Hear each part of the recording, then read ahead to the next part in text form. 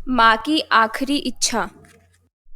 आपको पता है ना पापा, आपकी शराब पीने की आदत की वजह से हमारा बिजनेस नहीं रहा। लोगों से पैसे उधार लेने पड़ गए। लोगों ने हमें पार्टी में बुलाना बंद कर दिया क्योंकि आप शराब पी के बहक जाते हो। किसी के बाप के पैसों से नहीं पीता हूं मैं। तुम अपना देखो, मैं अपना देख लूंगा। कैसी बात कर रहे हो पापा? आपको पता है ना आपकी वजह से मम्मी ने क्या क्या झेला है। अरे ओ मम्मी के बेटे, तेरी भी उम्र हो गई है, तू भी अब पिया कर। मम्मी आप ही समझाओ ना पापा को, कैसी बातें कर रहे हैं पापा। बस करो तुम दोनों बाप बेटा। वैसे भी बहुत परेशानियां झेल चुके हैं हम इस शराब की वजह से, अब तुम मत लड़ा करो। मम्मी यही सब तो पापा को समझाना है। कल सुबह तुम्हारे मामा के यहाँ जाना है मुझे शादी में, तो वहां से आकर बैठकर बात करेंगे इस बारे में। अभी मुझ में लड़ने समझने और सुनने की कोई क्षमता नहीं है। विदित चुपचाप अपने कमरे में चला जाता है। उसके पापा हमेशा से ही ऐसे नहीं थे। बस कुछ लोगों की गलत संगत में पड़कर उन्होंने शराब शुरू कर दी। फिर धीरे धीरे उन्होंने जुआ खेलना शुरू किया। इससे घर के सारे जेवर, सब पैसा बर्बाद हो गया। यहाँ तक कि उनका घर भी बिक गया। इतना सब होने के बाद भी आज भी उसके पापा की शराब की आदत नहीं बदली है। अगले ही दिन सुबह मम्मी उसके मामा के घर जाने के लिए तैयार हो जाती है। तब पापा आपको बाय बोलने भी नहीं आए, वो सुबह सुबह ही पीना शुरू हो गए हैं। तू तो आया है ना बेटा, वही काफी है मेरे लिए। आपको पता है पापा सही नहीं कर रहे, फिर भी आप कोई ऑब्जेक्शन नहीं ले रही। जब उन्होंने पहली बार पिया था तभी उनको रोका होता तो आज शायद हमारी ये हालत नहीं हुई होती। बहुत ट्राई किया था बेटा, पर कुछ नहीं हुआ। खैर अभी मैं बाहर जा रही हूँ, तो मेरा मूड मत खराब कर, आकर इस बारे में बात करते हैं। ठीक है माँ, जैसा आप कहें।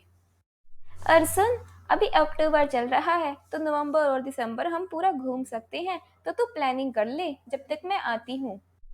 पर घूम के क्या हो जाएगा माँ? पूरा इंडिया घूमेंगे। और फिर ताकि हमें जब समय मिलेगा तो हम तुम्हारे पापा को भी समझा देंगे कि शराब पीना जरूरी नहीं है, बल्कि फैमिली के साथ टाइम स्पेंड करना जरूरी है। मम्मी वहां से चली जाती है। उदित अपने कमरे में बैठा होता है। तभी उसके पास हॉस्पिटल से कॉल आता है।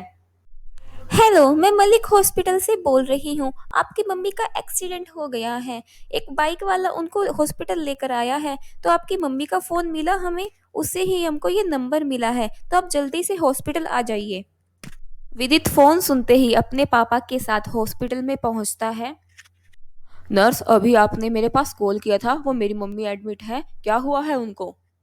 हाँ, अभी मैंने ही कॉल किया था। मैं आपको कोई होप नहीं देना चाहती। मम्मी की हालत बहुत ज़्यादा खराब है, बहुत क्रिटिकल सिचुएशन में है वो।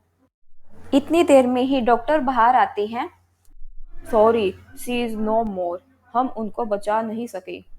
ऐसे ही एक महीना निकल जाता है। लेकिन दोनों में कोई बात नहीं होती। विदित को लगता था कि उसके शराबी पापा को अपनी माँ के मौत का कोई दुख नहीं है। एक रात विदित के पापा अपने कमरे में बैठे रो रहे होते हैं। तभी विदित उनको देख लेता है।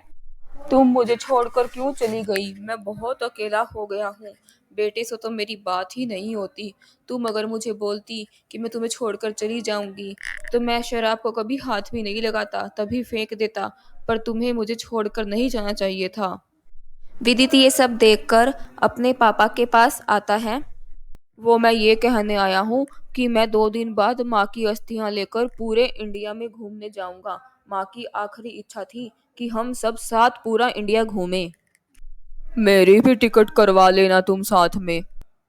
करवा ली है, और साथ में आपके लिए शराब भी रख ली है। मैंने देखा है जब भी आप टेंशन में होते हो तो बहुत ज्यादा शराब पीते हो, तो आपको शायद हेल्प मिलेगी।